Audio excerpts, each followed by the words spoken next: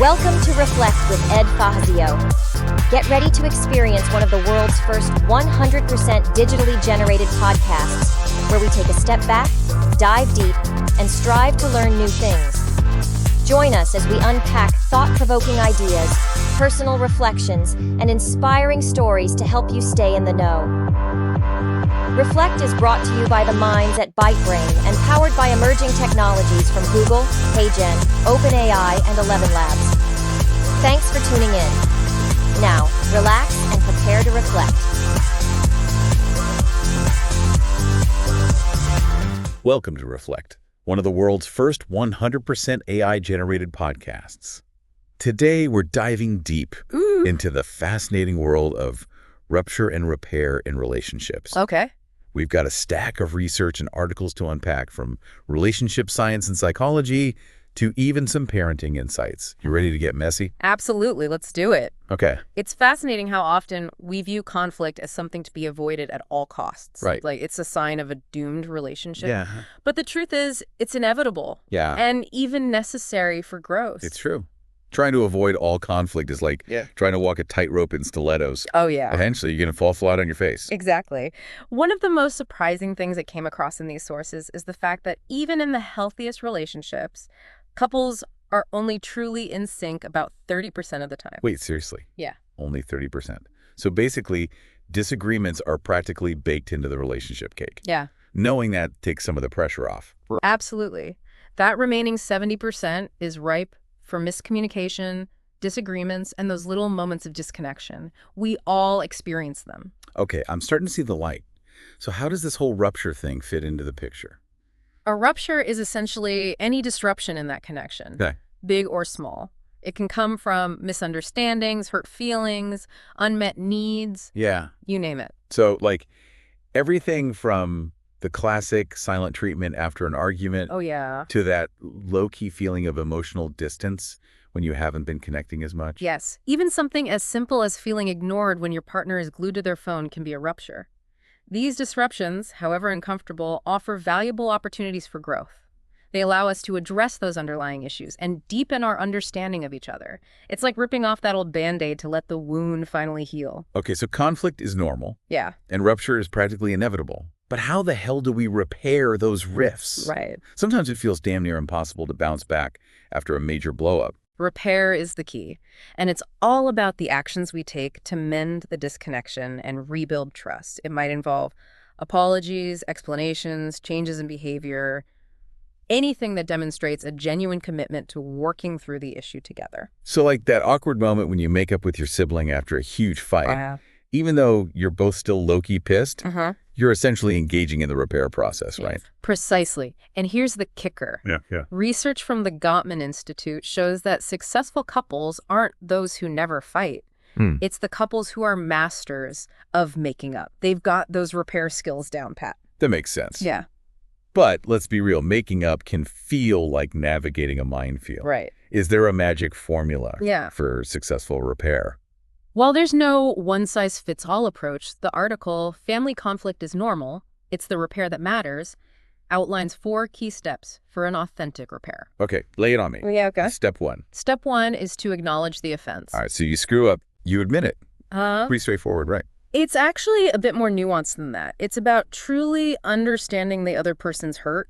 Okay. Even if you didn't intend to cause it. Right. Remember, the goal is to reconnect. Right. And that requires empathy, my friend. Right. So instead of getting all defensive or trying to Effortless. justify my actions, I need to put myself in their shoes. Right. Got it. Yeah. Empathy check. What's next? Step 2 is to express remorse. Wait, that's it. Just, I'm sorry. No need for some long-winded explanation about why I screwed up. A simple and sincere apology can be incredibly powerful. We'll get to explanations in a bit, but for now, focus on acknowledging the hurt you caused and expressing genuine regret. Got it. Apologize like you mean it. What's step 3? Step 3 is to offer a brief explanation, and I want to emphasize the word brief. Okay. This is where things can get tricky. Ooh, I can see how this could go south fast. Yeah. One wrong word, Yeah. and you're back to square one. Exactly. Explanations can be helpful to clarify misunderstandings, Okay. but the key is to keep the focus on the other person's experience. This is not the time to justify your actions or shift blame. So explain yourself if it helps them understand your intentions, Yeah. but don't make it about you. Right. Keep the spotlight on their feeling. Exactly. Got it. What's the final step? The final, and perhaps most crucial step, is to express your intention to fix it. This is where we move from words to action. Yeah, you need to demonstrate a genuine commitment to preventing that same hurt from happening again. And remember, actions speak louder than words. Yeah. Exactly. It's not enough to just say, I'll try not to do that again. You need to offer concrete ways you'll change your behavior Right. or handle things differently in the future. So basically, I need to put my money where my mouth is. Actions speak louder than words and all that jazz. Makes sense. Yeah. But sometimes saying, I'm sorry, just doesn't cut it. Right.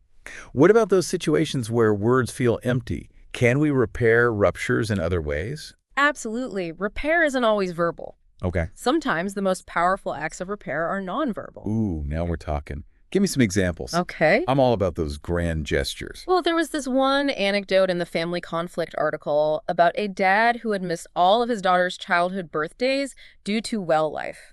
To make amends, he traveled 2,000 miles to surprise her on her doorstep for an adult birthday. He wasn't a man of many words, but that action spoke volumes. It was his way of saying, I'm sorry, and I care. Damn, that's powerful. 2,000 miles. That's dedication. Yeah. Talk about a grand gesture of repair. Yeah. What else? Sometimes repair can even be playful. There was this family who had a jokey routine of saying, you were right, I was wrong, you were right, I was wrong, to acknowledge little screw-ups.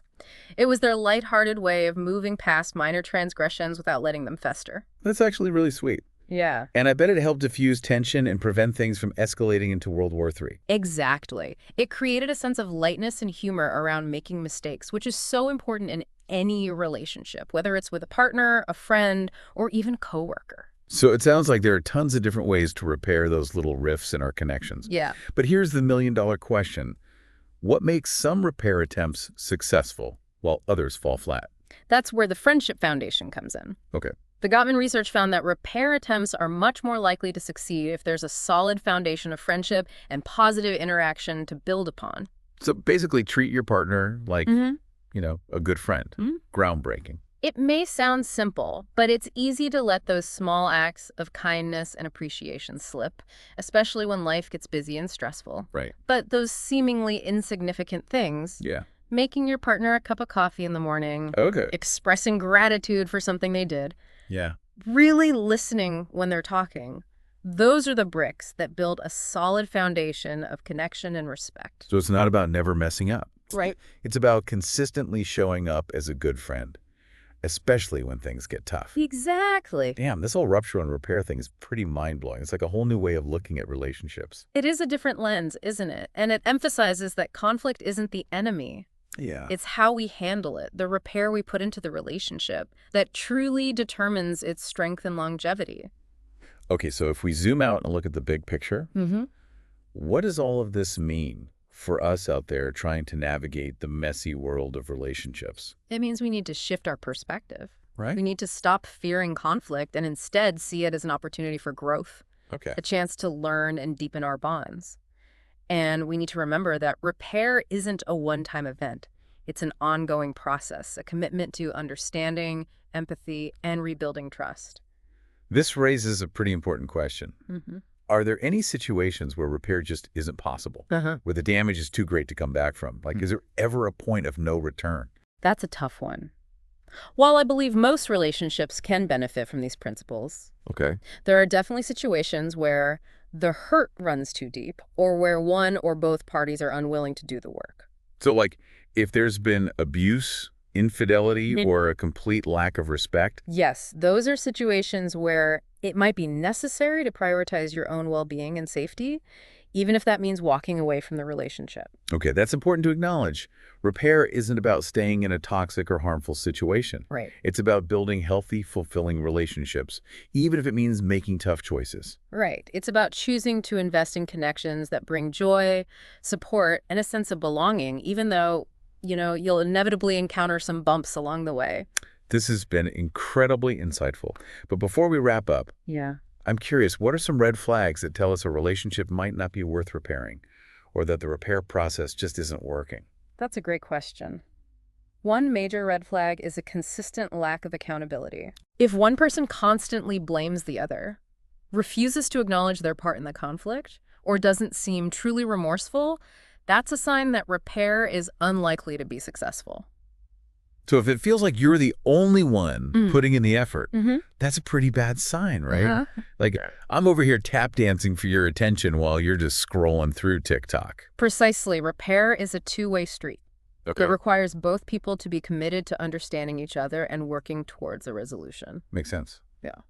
What other red flags should we be on the lookout for? Another big one is a pattern of unhealthy communication.